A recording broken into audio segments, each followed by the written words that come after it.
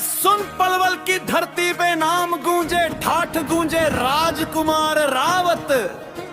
देसी ठेठ, सीधा स्वैग, जित का टाइम आ लिया से ध्यान रखियो।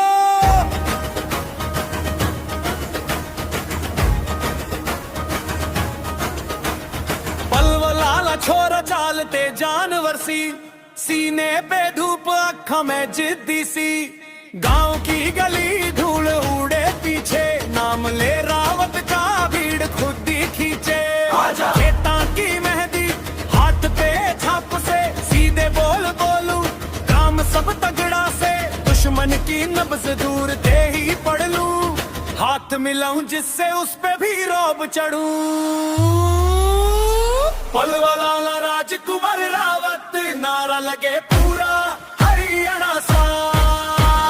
छाती ठोक के बोले रे कर ले बात, नाम सुने ते कांपे तेरी रात।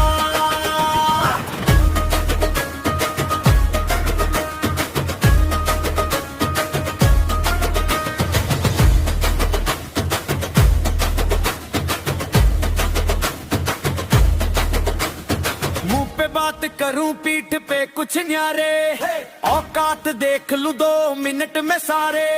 साथ मेरे यार दिल देसी साफ, पर बात तेज होवे फाड़ दे कागज दाफ।